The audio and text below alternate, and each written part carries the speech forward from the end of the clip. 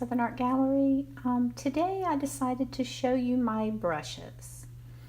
Since I've been painting watercolor for over 30 years, I have accumulated a few brushes.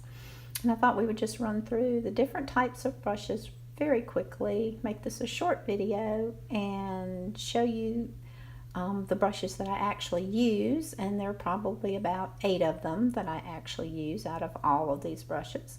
So if you're new to watercolor, I thought you might find this information beneficial. So we'll start up here. This is a wash brush that I purchased years ago, and it's a flat wash brush for putting on flat washes. I never use it. I don't use that. These over here are all, let's see if I can pick them all up at once. These are all, and I don't know if you can see them. These are all script liners or rigger brushes. I use actually one of them, which is this one. This is made by Robert Simmons. It's a very inexpensive number 3 script brush, so I use those. These are all rounds. As you can see, I have many different size rounds.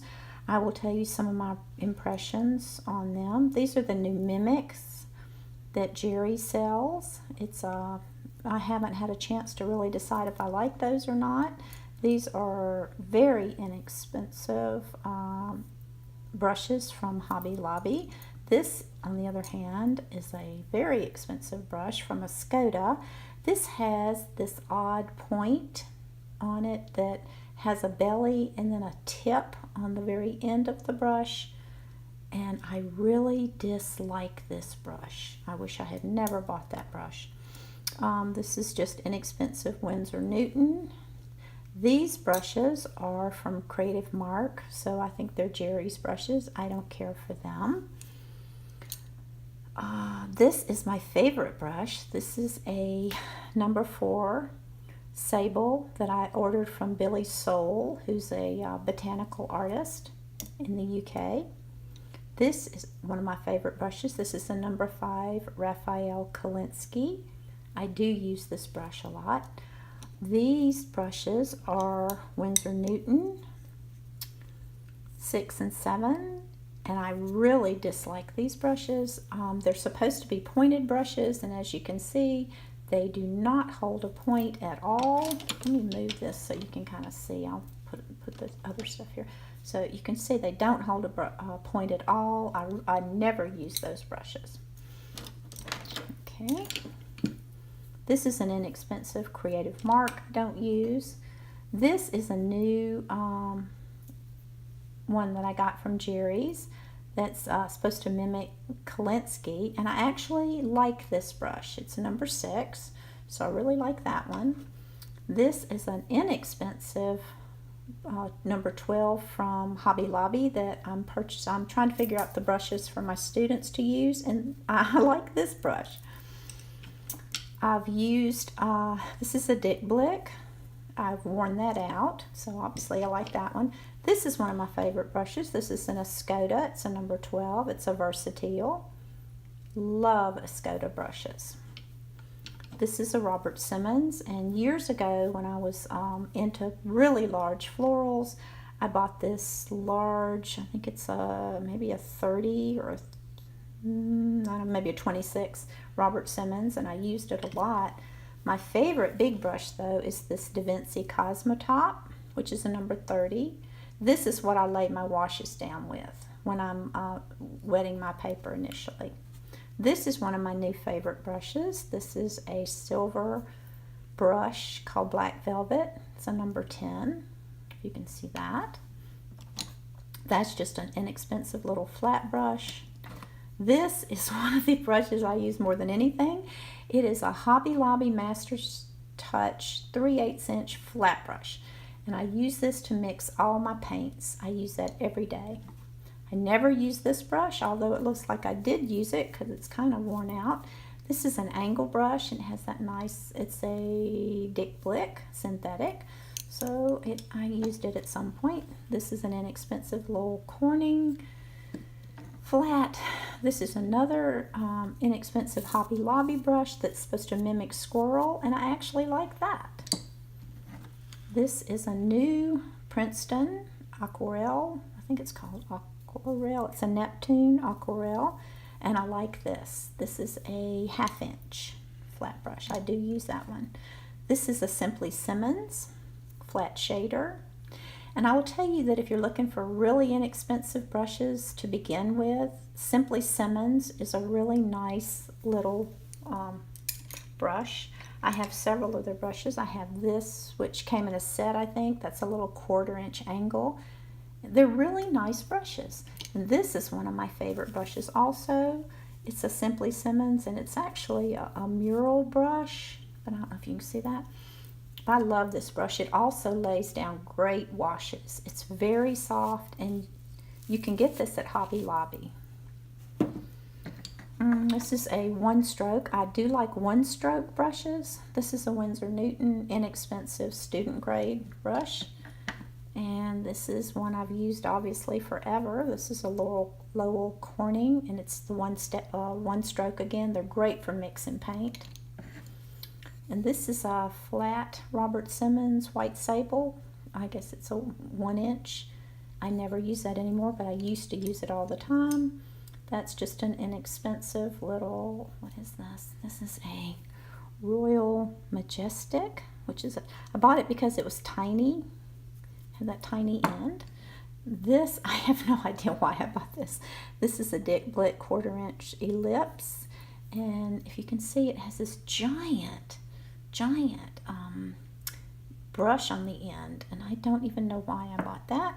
And just out of curiosity, I bought this Princeton, which is this big angle brush. It's a Neptune. Really dislike that brush. This brush is so soft that you cannot get it to hold anything. I mean, a point or anything. If you're trying to paint with it, it's so soft that it's just so floppy it goes everywhere. I do not suggest that brush.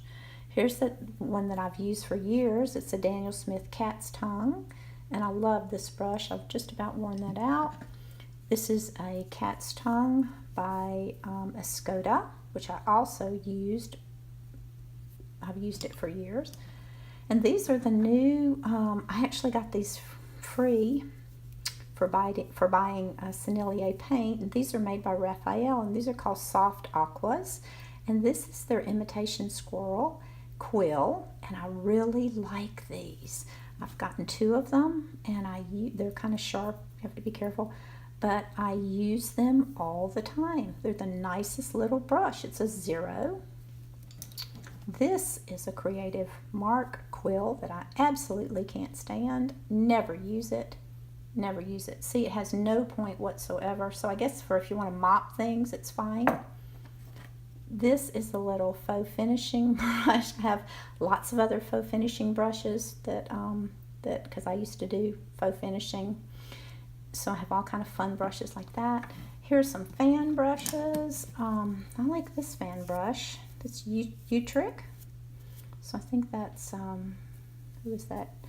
That's Dick Blick, I think, Utrick. That's a nice fan brush. That's actually an acrylic or an artist fan brush, but I use it for watercolor. And here's some other fan brushes. I really like these little novelty brushes. They're great for making grasses and things like that. And I don't even know who made this one. Royal, what does it say? Royal, so I guess Royal made it. Aqualong Wisp, it's called a Wisp. That's a nice brush. And then I have one that's also, I think these are called maybe hack brushes, maybe, I don't know what they're called, but this is another one made by them, which has a nice, interesting little, you can do lots of different effects with that. That's just a little inexpensive Cotman fan brush. This is a scrubber. Now this is something that I really would recommend. This is Creative Mark, and they sell these in sets. And these are for scrubbing back your whites when you've overworked a painting. These are very handy.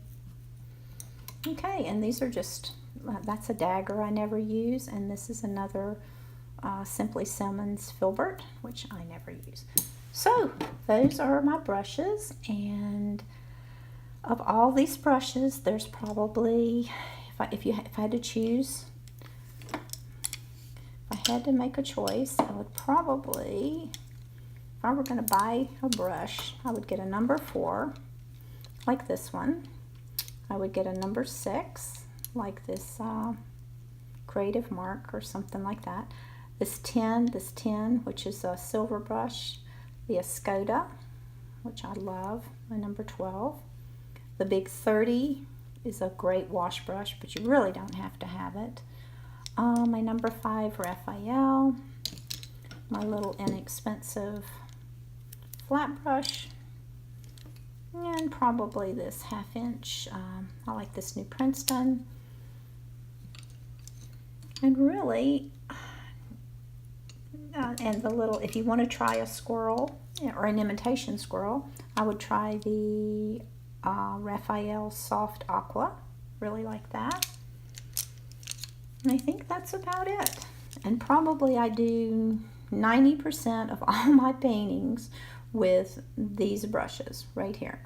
So before you go out and spend a lot of money on all these different novelty brushes, just think carefully about this, because really once you purchase them, you're kind of stuck with them, and then you end up having lots of brushes you don't need. So anyway, that's all I have on that, and I thought this might be helpful, so I hope it was, and we will see you soon.